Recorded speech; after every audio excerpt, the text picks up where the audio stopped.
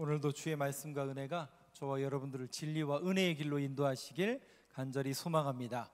우리 지난주에 아이성의 실패, 여리고성에 대한 엄청난 대승을 거둔 이후에 그 옆에 있는 조그만 성이었던 아이성을 치러 갔는데 실패했다고요? 성공했다고요? 실패를 하고 맙니다. 그 원인과 이유를 제가 지난주에 하나만 먼저 설명해 드렸는데, 저들은 소순이 2,000명 3,000명만 올라갈지니라. 그러니까 이 전쟁을 뭐로 봤다고요? 사람의 군대, 사람의 군세로 전략과 방법을 세웠던, 결국 그것이 실패의 원인이었다. 힘의 논리와 힘의 원리로 전쟁을 볼 것이 아니라 믿음과 순종으로 하나님께서 약속하신 땅을 얻는 그런 맥락과 믿음과 순종으로 나아가지 못했던 그들의 실패를 제가 말씀을 드렸다면, 한 가지가 또 있었죠. 그것은 바로 가장 큰 원인과 이유는 오늘 누구요? 누가 훔쳤어요? 아간이라는 사람이 훔친 이 사건이 주된 내용이 될 텐데, 자, 그 내용을 오늘 중점적으로 아간 이름도 조금 거시기 하지만 그 사람의 죄에 대해서 함께 보면서, 성경을 보면서 이 아간의 죄에 대한 문제가 비단 한 개인의 문제일까, 아니면 어떤 공동체의 문제일까, 여기까지 한번 생각해보고, 그렇다면 오늘 우리는 어떤 믿음의 고백을 가져야 될 것인가, 거기까지 함께 말씀을 좀 보도록 하겠습니다. 15절을 한번 보여주시죠. 여호수아서 7장 15절. 여호수아서 7장 15절 말씀 한번 여러분 앞에 띄웠는데요, 같이 한번 읽어보겠습니다. 시작. 온전히 바친 물건을 가진 자로 뽑힌 자를 불사르되 그와 그의 모든 소유를 그리하라. 이는 여호와의 언약을 어기고 이스라엘 가운데에서 망령된 일을 행하였음이라 하셨다 하라. 네, 말씀 띄워놔 주세요. 그래서 여호수아가 하나님 앞에 기도하죠. 도대체 이게 무슨 일입니까? 객관적으로 봐도 능히 이길 수 있었고, 아무리 봐도 눈 씻고 봐도 저 조그만 성은 몇천 명만 올라가도 무너뜨릴 수 있었을 텐데 왜 우리가 실패했을까? 하나님 앞에 간구하고 기도했더니 하나님께서 알려주시는 거죠. 야, 여호수아야, 이 땅의 전쟁과 이 땅의 정복은 힘으로, 능으로 하는 게 아니라 전쟁은 누구에게 속한 거라고요? 하나님께 속한 것이니 믿음과 결단과 순종으로 걸어가는 거지 너희들의 힘과 능력으로 하는 것이 아니다. 그러면서 가르쳐 주시죠. 특별히 너희들 안에 누군가가 뭔가를 훔쳤다. 여기 15절에 보니까 온전히 바칠 물건을 가진 자로 뽑힌 자를 불사르되, 그러니까 하나님께서 여리고성을 어떻게 하라고 그랬죠? 진멸하라고 그랬는데, 그 진멸하며 거기에 있는 모든 물건을 온전히 하나님께 바치라고 했는데 온전히 바치지 못한 사람이 있다라는 얘기죠. 그 자를 뭐 하라고요? 불사르라. 조금 더 리얼하게 말하면 색출해내서 그의 죄를 물어라. 근데 여러분 잘 보세요. 그 온전히 바칠 물건, 왜 하나님은 진멸하라고 하실까? 아이고, 하나님을 예배하는 데 쓰면 얼마나 좋습니까? 이 귀한 거. 그 어린 생명들, 저 어른들을 어떻게 죽입니까? 우리의 육신의 정욕과 안목의 정욕으로 볼 때는 그것이 그렇게 불쌍해 보일 수도 있고 아까운 것일 수도 있지만, 하나님은 어떻게 하라고요? 온전히 바치래요. 진멸하래요. 그 이유에 대해서 제가 몇 차례 말씀을 드렸는데, 첫 번째는 우상숭배의 덫과 올무가 된다. 결국 그것이 그들의 신앙의 덫과 올무가 됐다. 또 하나, 이 온전히 바쳐라라는 이 단어 속에는 죽음이 전제되어 있거든요. 그 죽음으로부터 다시 구원할 이는 누구밖에 없다라는 신앙 고백입니까? 하나님밖에 없다. 이 죽음의 문제를 해결할 수 있고 우리를 구원하는 이 구원의 문제는 오직 하나님께 달려있는 것이니, 그 신앙 고백으로 그것을 진멸하라는, 온전히 바쳐라라는 그 구원의 속성이 그 안에 담겨져 있다라고 말씀을 드렸습니다. 그런데 그 안에 누가 있는 거예요? 안목의 정욕과 육신의 정욕으로 인하여 훔친 사람이 있다는 얘기, 없다는 얘기예요? 있다는 얘기죠. 그것을 성경은 15절에 하나님은 뭐라고 말씀하시냐면, 그와 그의 모든 소유를 그리하라. 이는 뭐를 어긴 거라고요? 결국 여호와의 말씀을, 언약을 어기고 이스라엘 가운데서 뭐 했다고요? 우리는 망령이라는 이 표현을 어떻게 씁니까? 저 사람 망령 들었어. 그거하고 달라요. 여러분, 우리가 알고 있는, 익숙하게 알고 있는 패턴으로 저 사람 망령 들었어, 이 표현하고는 다른 겁니다. 망령되이 행하다라는 단어를 히브리어로 뭐라고 하냐면 네발라라고 합니다.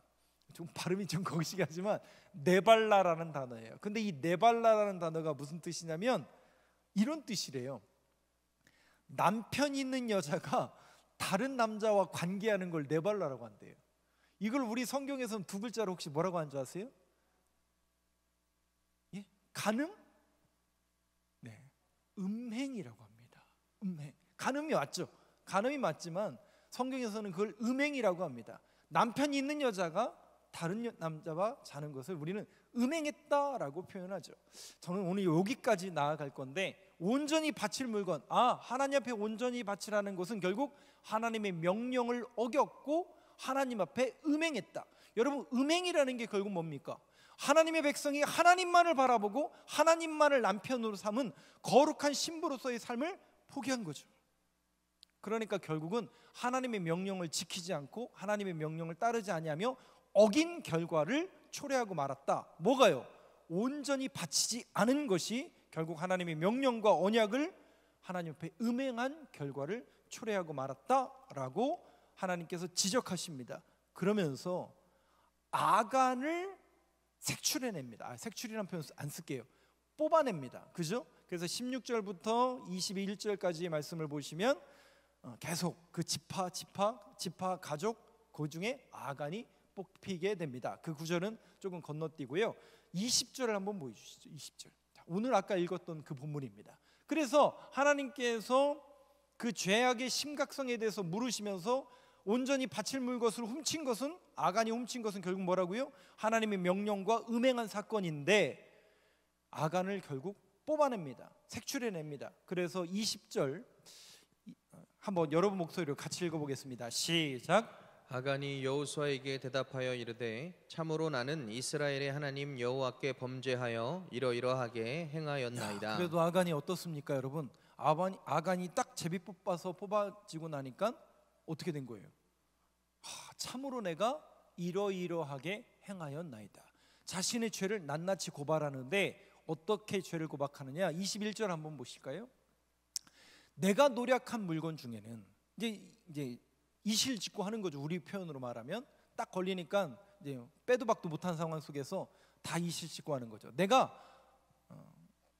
훔친 물건 중에서는 시날산의 아름다운 외투 한 벌. 이건 굉장히 그 당시에 국가의 그런 상징물. 특별히 제가 몇 차례 말씀을 드렸지만 성경에서의 겉옷, 여기 외투라고 표현하고 있는데 겉옷이거든요.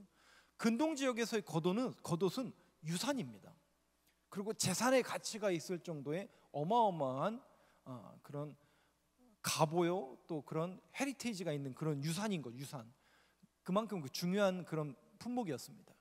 시날산의 아름다운 외투 한 벌, 은 200세겔, 그 무게가 50세겔 되는 금덩이 하나를 보고 탐내어 가졌나이다. 제가 오늘 요 본문 요 내용을 그대로 제목으로 삼았습니다. 똑같이 이스라엘 백성들이 여리고성을 무너뜨렸죠.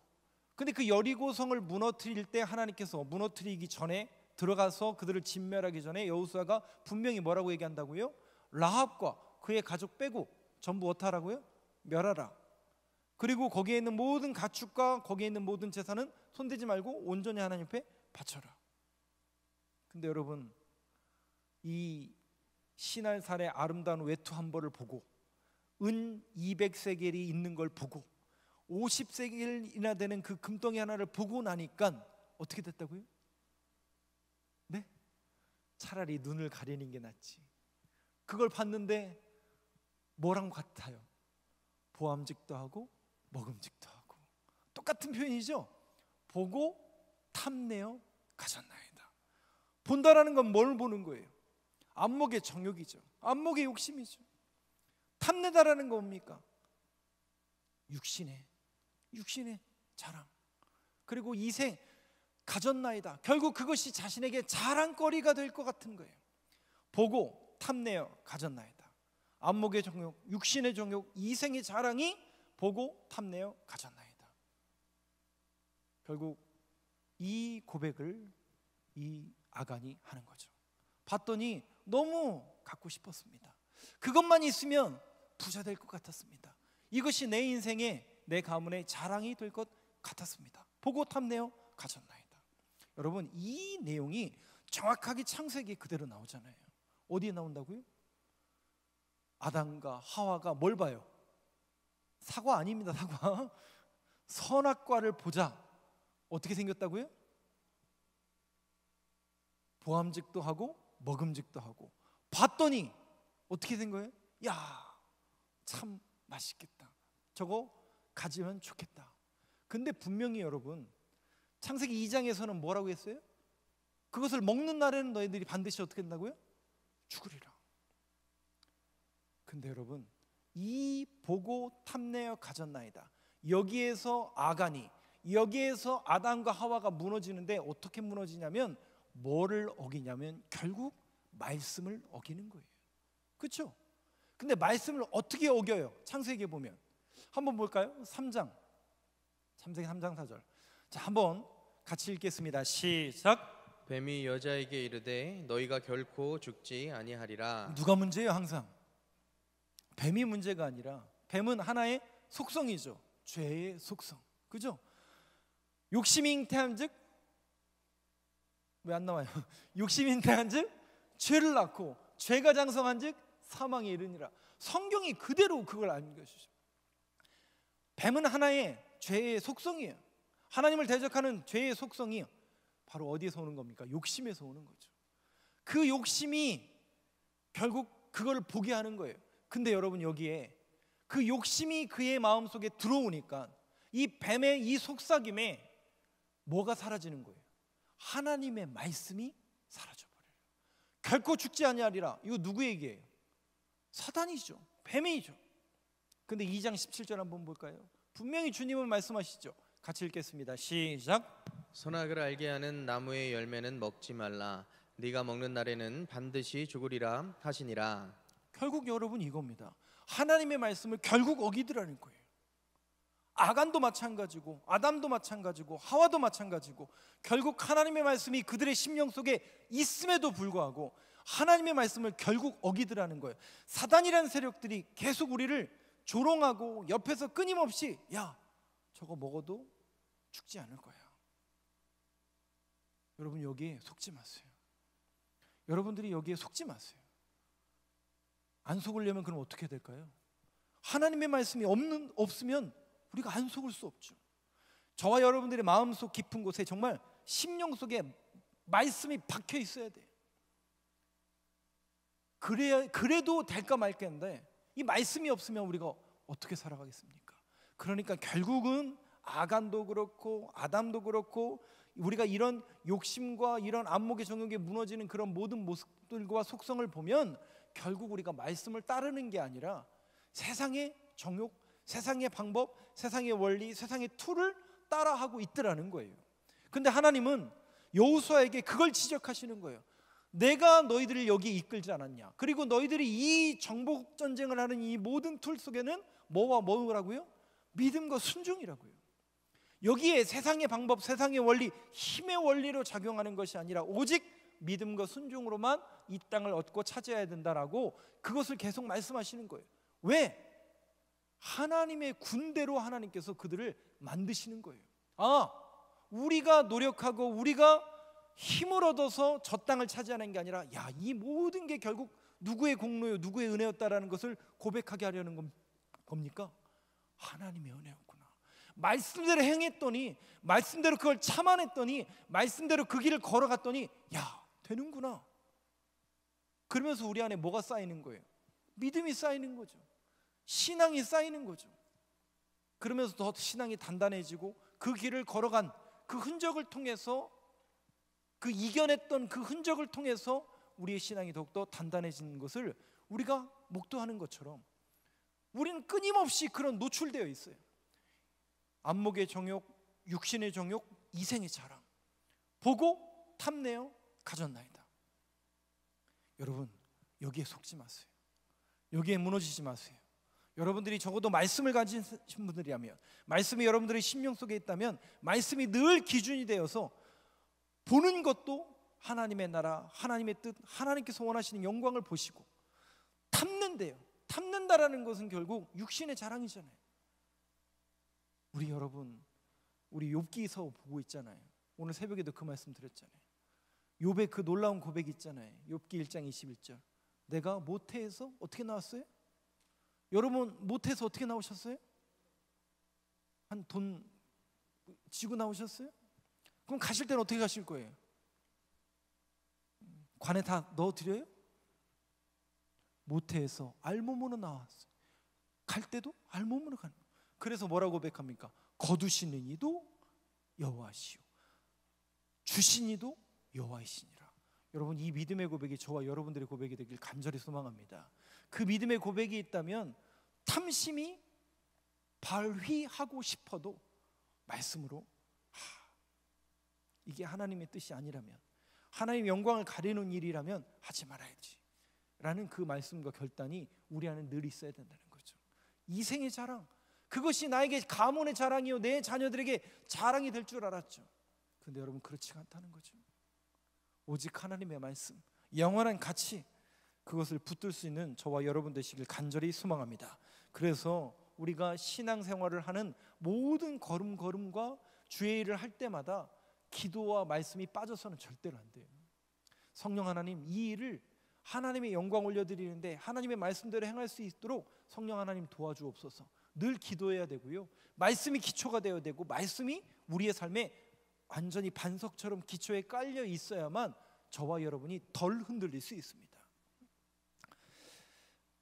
그런 아간에게 특별히 하나님께서 한 가지 또 지목하시고 지적하시는 내용이 있는데, 이건 굉장히 중요한 맥락이기 때문에 제가 조금 말씀을 여러분들한테 이어서 가도록 하겠습니다. 22절과 23절을 한번 보시죠. 22절, 23절 저하고 한 번씩 교독하겠습니다. 22절을 제가 먼저 읽겠습니다. 이에 여호수아가 사자들을 보내매 그의 장막에 달려가 본즉 물건이 그의 장막 안에 감추어져 있는데 은은 그 밑에 있는지라. 그들이 그것을 장막 가운데서 취하여 여호수아와 이스라엘 모든 자손에게 가지고 오매 그들이 그것을 여호와 앞에 쏟아 놓으니라.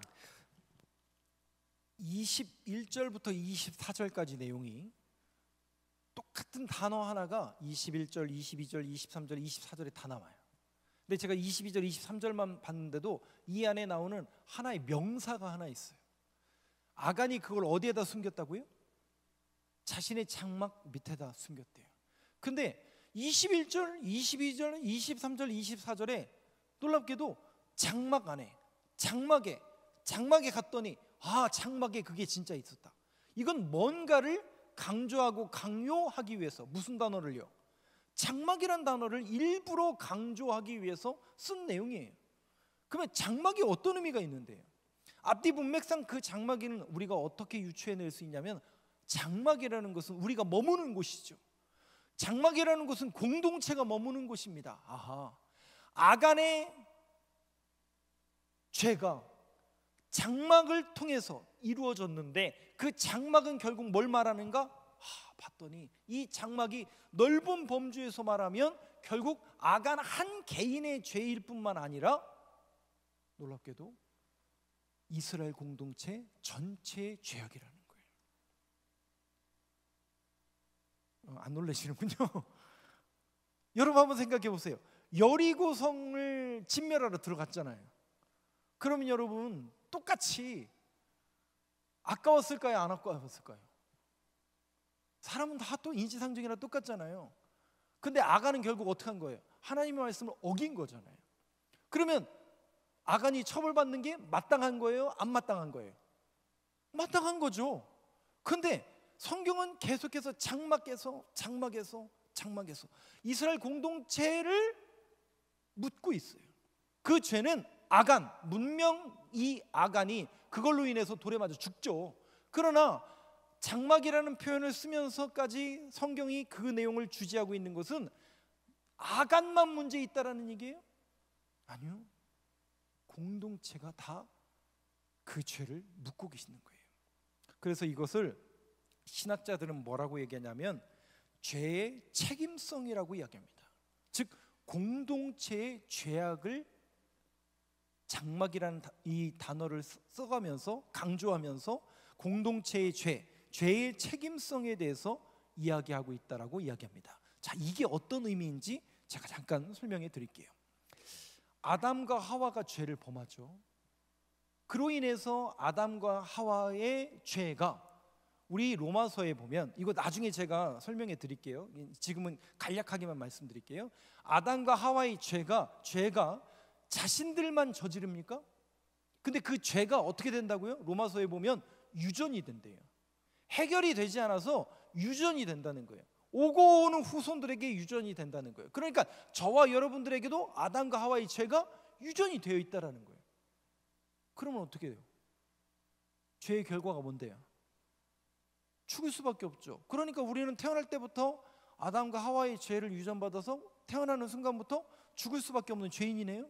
아이고, 그 갓난아기가 뭘 잘못했다고 그게 죄인이에요? 근데 로마서 표현에 하면 그 아담과 하와의 죄가 유전되어서 모든 인간은 죄를 가졌다는 거예요. 근데 여러분 그거 아세요? 로마서의 표현에 의하면 예수 그리스도의 죽음을 둘째 아담이라고 표현을 합니다. 둘째 아담, 첫째 아담은 뭐고 둘째 아담은 뭐예요? 아담하고 예수님하고 같은 거 맞아요? 근데 성경은 둘째 아담이래요. 그게 무슨 내용일까요? 여러분, 첫째 아담인 그 아담과 하와는 하나님의 뜻을 이뤘나요? 못 이뤘나요? 못 이뤘어요. 그죠? 근데 하나님께서 아담과 하와를 위해서 뭘 지으셨는데? 에덴 동산을 지으시고 에덴 동산을 창설하시고 그곳에서 통치하고 다스리게 하셨는데 결국 그들이 죄로 인해서 무너져 버렸어요. 실패했다고요. 그래서 그 실패가 죄가 유전됨으로 인하여 우리는 죽을 수밖에 없었던 그 죄를 끊기 위해서 하나님의 방법이 뭐예요? 독생자 예수를 이 땅에 보내서 십자가에서 죽으심으로 인하여 그 죄를 끊어내게 하시는 거예요. 그럼 둘째 아담은 이기신 거예요? 못 이기신 거예요? 둘째 아담이신 예수님이 이기신 거예요. 그래서 여러분들 이 둘째, 왜 둘째 아담? 이거예요. 이 얘기예요. 그 죄의 유전성을 끊어내기 위해서 첫째 아담은 실패했지만 둘째 아담의 모형으로 오신 예수님은 그것을 승리로 나아가신 거예요. 근데 여러분 기억나세요? 예수님도 시험을 받았어요? 안 받았어요? 다시 말씀드리지만 저한테 우리 권사님이, 목사님이 요즘 보니까 능력이 조금 많으시는 것 같은데 돌이 좀 떡이 되게 해주시라고 저한테 물으신다면 저한테는 시험거리라고요? 시험거리가 아니라고요? 네? 제가 그것도 못하죠. 저는 못하니까 시험거리가 아니지만 우리 주님은 하실 수 있다고요? 없다고요? 하실 수 있으니까 시험거리예요. 기억나세요 혹시? 첫 번째 시험이 뭐였죠? 마귀가 돌덩이가 떡이 되게 하라. 높은 곳에 올라가서 내려가라. 내 앞에 절해라. 여러분 한번 이 내용을 잘 보면 보고 탐내어 가졌나이다. 안목의 장욕, 육신의 정욕, 이생의 자랑이 이 내용하고 거의 비슷해요. 근데 주님이 그 시험을 어떻게 이겼다고요? 그 유혹을 어떻게 이겼다고요? 네, 신명기 8장 3절. 사람이 떡으로만 사는 것이 아니요 여호와의 입에서 나오는 모든 말씀으로 사는 줄을 내가 내게 알게 하려 하심이니라. 바이블 세이 하나님께서 가라사대 하나님께서 말씀하시기를 말씀으로 이겨내고 있다는 것이죠. 말씀으로 이겨내고 있다는 거죠. 그러니까 여러분 이 유혹 죄의 속성을 끊어낼 수 없어요. 우리는 그 실력이 없어요. 끊어낼 수는 없어요. 그죠? 그건 주님만이 하실 수 있는 거죠. 그런데 그 죄를 우리는 누를 수는 있죠. 어떻게? 말씀으로. 그래서 여러분들이 끊임없이 말씀을 읽고 끊임없이 기도해서 말씀과 기도를 거룩해 줘야 되는 이유가 뭐냐면 우리는 노출되어 있잖아요. 보고 탐내어 가졌나이다. 세상에 살아가다 보면 전부 그거 자랑하잖아요. 사람들이 너 얼마나 가졌냐, 네가 하고 있는 게 뭐냐, 전부 그거잖아요. 보고 탐내어 가졌나이다. 이런 사고방식과 이런 가치관의 논리 속에서 우리 할 말 없잖아요. 이것도 없고 저것도 없고 나는 이것도 없고 할 말 없죠. 그들 앞에 묵묵부답이죠. 근데 여러분 성경은 뭐라고 말하냐면 그게 잘못된 게 아니다. 네가 실패한 게 아니다. 네가 루저가 아니다. 적어도 네 안에 말씀이 자리 잡고 있고 말씀의 길을 묵묵히 걸어가는 사람, 그 사람에게 답이 있고 그 사람이 결국 승리자라는 거예요. 제가 누차 말씀드리잖아요. 명절 때마다 우리 친구들 전화 온다니까요. 뭐 하려고요? 나 이거 샀다, 나 저거 샀다, 누구 바꿨다.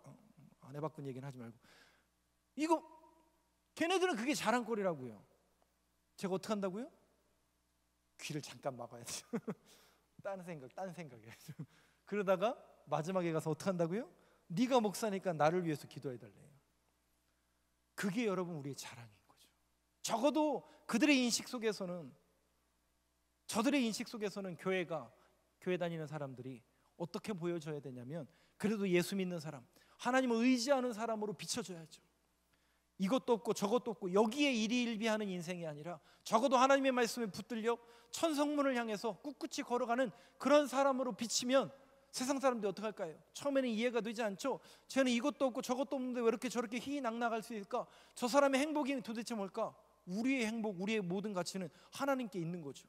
그러니까 묵묵히 그 길을 가는 걸 보면서 처음에 사람들이 의아해하다가 결국은 쫓아옵니다. 결국은 따라옵니다. 네가 목사니까 나를 위해서 기도해달라.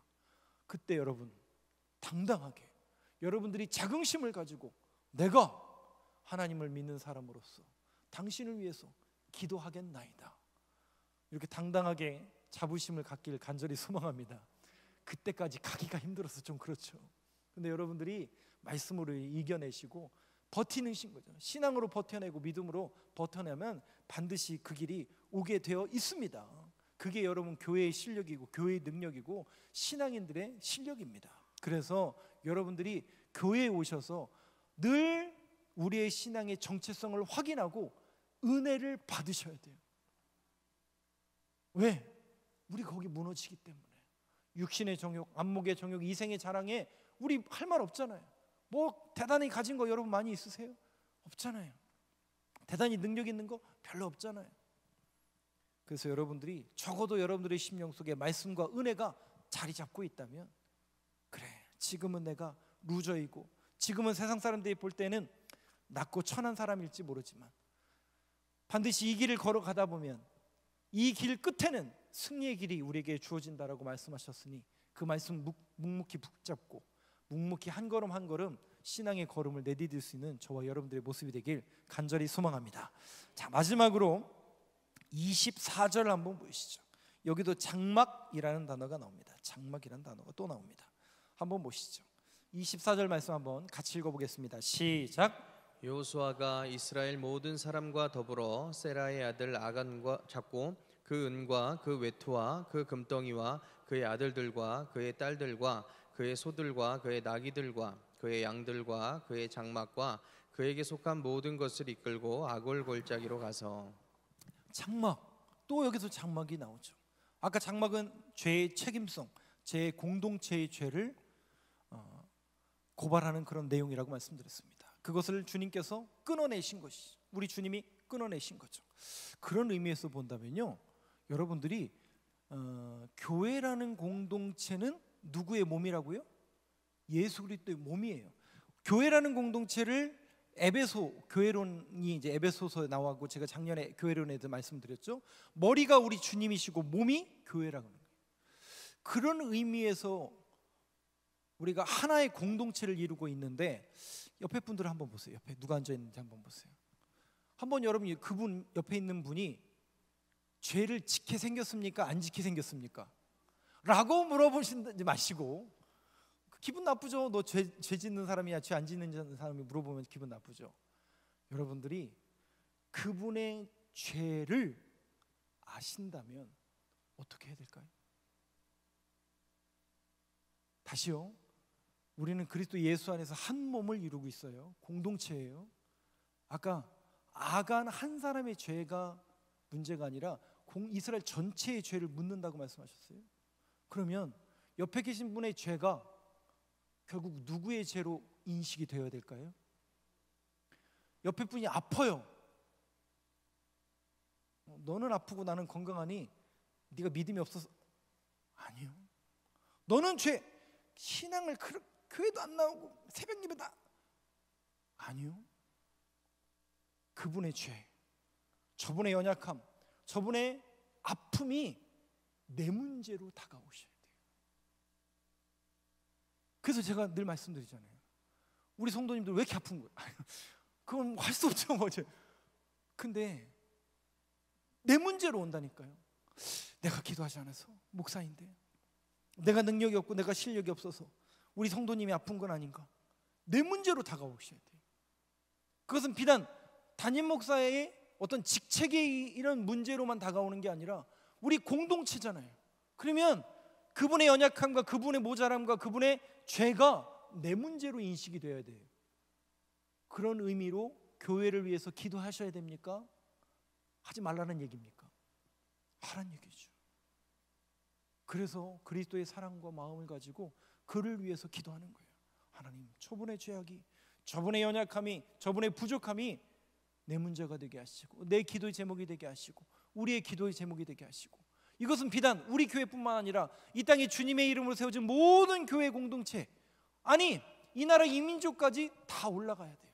그래서 나라와 민족을 위해서, 교회를 위해서, 이 땅에 하나님 뜻이 이루어지기 위해서 여러분들이 공동체를 위해서 늘 기도하시고 공동체 안에 그런 믿음의 고백을 가지셔야 됩니다. 그런데 여기 보니까 그 결과가 어디로 가느냐, 그 아간이 결국 보세요.